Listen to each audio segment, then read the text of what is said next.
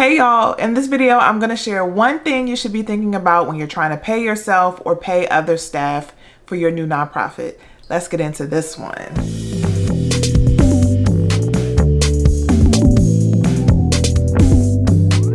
Hey everybody, this is Tiffany with Boss on a Budget. I help new and small nonprofits get up and running. So if you need help, you need to make sure you subscribe to this channel because I drop videos on how to start and also how to raise money to start your nonprofit.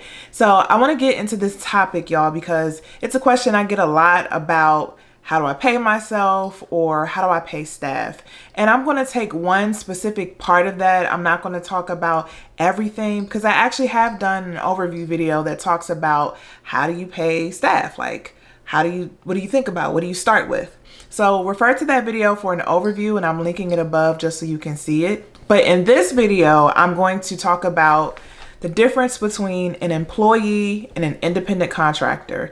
And this is one thing you gotta understand because it impacts how you hire and it impacts your budget because it affects how much money you have to put out for that employee. So I'm going to talk about that in this video. And I also want you to wait to the end because there's one policy you need to have in place as a nonprofit to manage a piece of this as well. There's a policy that I recommend in my boards masterclass. I talk about it when it comes to startup, when it comes to like policies you need to have for your boards. This is one in particular that impacts compensation. So you want to make sure you have it. Wait till the end of the video. I'm gonna share it then. So what I'm going to do is break down the difference between employees and independent contractors, but let's go through a couple things first. First things first, you got to know I'm not an accountant. I'm not your accountant. I'm not a lawyer. And guess what? I'm not your lawyer. So take this as general information for yourself. Take it for informational purposes, but if you need help specifically for your nonprofit, make sure you seek out a professional in your local area that understands local labor laws. So that's the first thing I had to get out the way, y'all. The second thing I want to share is that in order to understand and follow this conversation, you need to understand that there's a difference between your staff and your board. So a lot of you are super new and you're making assumptions that people won't come on board unless they're getting paid. So they literally won't come on board to your board unless you're paying them. So you're automatically going to, well, how can I pay my board for the work that they're doing? Or you may be thinking about your board, it should operate like staff. You don't necessarily see a difference between the two, and you're trying to figure out how to do that. But what you got to understand is for established nonprofits, there needs to be a line between what the board does and what the staff do. The board provides oversight and overall direction and strategic guidance for the organization. And there are some key things they're responsible for when it comes to the IRS and making sure the nonprofit is following the rules. Staff handle the day-to-day operational pieces of the organization, and they provide the information and the intel that the board needs to make good decisions. There's usually a line between those two. Board typically do not get paid. Board members don't get paid. Staff do. When you're super new, there's a concept called a working board where the board is essentially doing everything, but just know that as you grow in your nonprofit, that's not how it needs to stay. At some point, you need to draw that line. And if the board is operating as a working board, it is not, in most circumstances, not appropriate to pay them in that role. Now, I know it's a bunch of questions that came out of what I just said if you've never seen any of my videos. So I encourage you to look at the video that I'm linking above, and I'm also dropping a few in the description box so you can understand better. And I also break this down in my budgeting masterclass, and I also break it down in my nonprofit startup masterclass. So I'm dropping links to those below as well. All right, you ready? So let's talk about the key differences between an employee and a contractor. I'm going to talk about why that matters, and then I'm going to talk about the test that the IRS has to determine which is which. So if you're going to hire somebody, you need to make a key determination whether or not they're going to be treated as an employee or an independent contractor. An employee is like, you know, if you work a regular 9-to-5 job, that's what you are. You're an employee typically of the organization. The company has to pay payroll taxes. They have to submit unemployment tax to the state, and they have to maintain some level of benefits, okay, for you as an employee. But as an independent contractor, a company is not required to pay benefits and pay all those taxes that are associated with being a contractor. That's a really simple way of describing it, but when I go through the test, you'll understand what the real differences are between the two. And it matters. I want to talk about why it matters, because if you're classifying somebody as an independent contractor, but they're actually operating as an employee, the IRS does not take that kindly, and they will seek you out and levy fines against you for doing that, right? So the IRS will come around and assess how you're doing that. They'll look at your operations, they'll look at how you're funding things and say, you seem to have 15 independent contractors working for you and only one part-time employee. What's up? Now, I'm not saying that that's a bad scenario, because everybody's scenario is different. Just know that if the IRS has any kind of indication that you're skirting your responsibility for paying taxes, then they're going to want to know more. So you just put yourself at risk when you're not classifying your people the right way. So how do you know? How do you know how to designate an employee versus an independent contractor? Because obviously there's more of an incentive for you as an organization to hire independent contractors, because you don't have to worry about payroll. You don't have to worry about benefits and things like that. You're off the hook generally for that. It's not a good thing for the independent contractor, because that person is self-employed and they have to pay their own tax and deal with that on their own end. So it's like a pro and con on both sides. But clearly for the organization, it seems like it would be a benefit, right, to only have independent contractors. And a lot of people try to do this. They try to get away with this. But I'm going to talk about the test, 3 areas that the IRS uses to determine which is which. And you may be surprised to see that what you thought was an independent contractor actually operates like an employee. Okay, you ready? So this is the first one and part of this 3-part test. It's behavioral.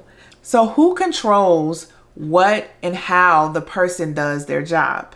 If you have a lot of control about how a person is supposed to operate, when they operate, like when they can do their job, like if they have to work within set hours, you're going to lean more toward an employee. So if you have a lot of control of how somebody does something or how they handle a project or handle the work, then the IRS may see that as an employee.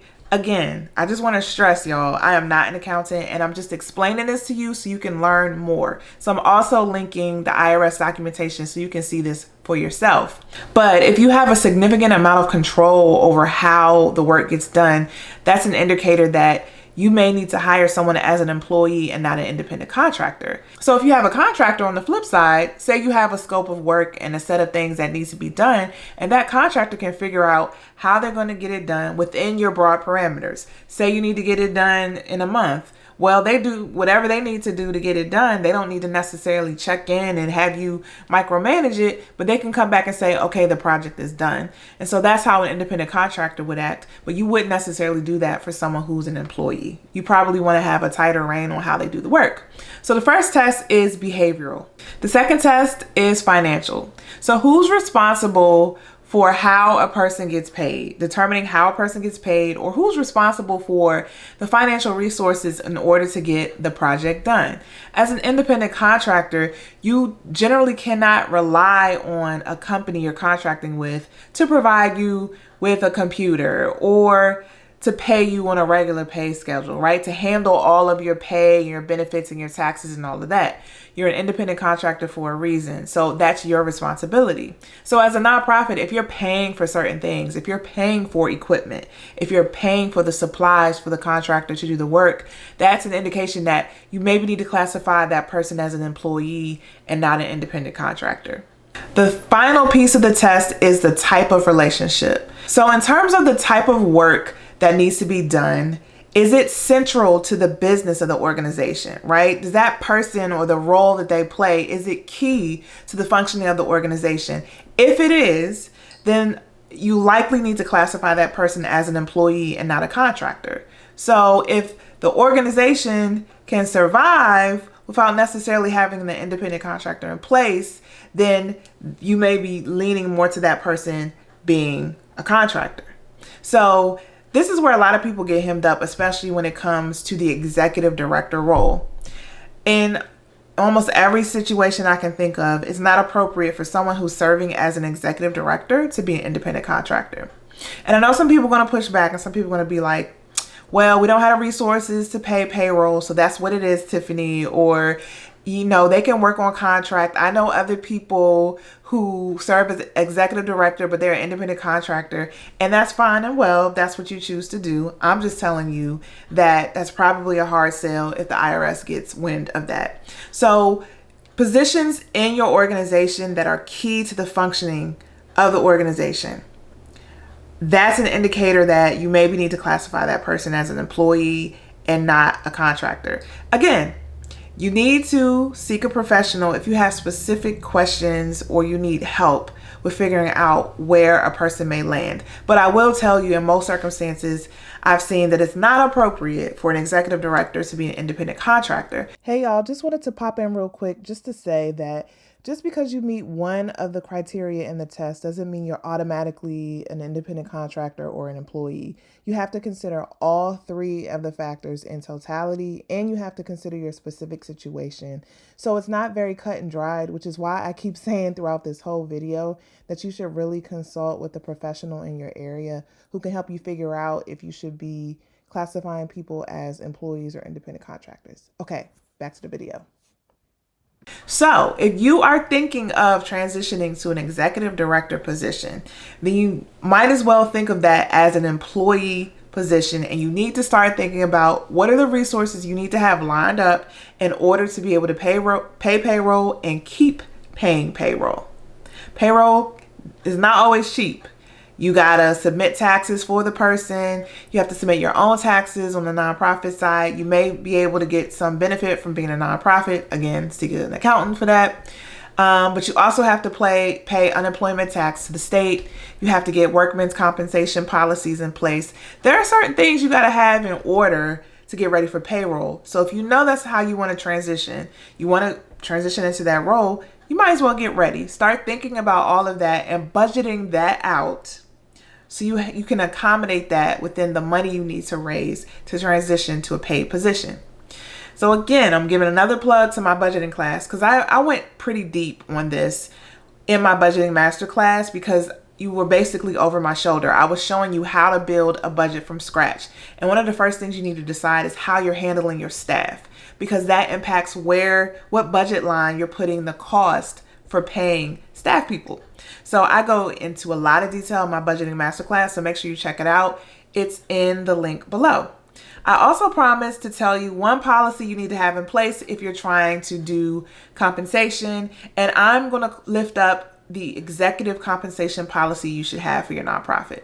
Once you start submitting your 990 annual tax forms to the IRS, they ask questions about how you compensate chief executives. And so it's important for you to have a policy in place that dictates how you choose your chief executive and how you determine their compensation package. You may be asking yourself, Tiffany, why does this matter? It matters because you, as an executive director, even if you're the founder, you cannot set your own salary. You cannot say, oh, now I'm going to be the executive director. It just doesn't work like that. You need to have some policies and a process in place. The board is actually responsible for selecting the executive director and reviewing that person's performance. It's the board that has that level of control. Now, if the board is on the same page about you transitioning into that role and they do their due diligence to make sure they've selected you the right way and followed your policy you have in place, then you're good. But you need to have a policy in place, and you need to think about how you're going to manage that decision. And just know that if you're trying to transition to a staff person, you can't vote yourself in. So you got to recuse yourself from that conversation, from that discussion, and make sure it's documented in your board meeting notes. So usually at the end of my videos, I ask, are you confused yet? Or did that make sense? I'm pretty sure you still have questions, so I'm not even going to ask that question. But if you want to share your experiences, or if you want to hear from the experiences of others, feel free to chat in the comments so we can all learn from each other. And as always, if you need help, make sure you visit me at www.bossonabudget.com, and I will see you in the next video.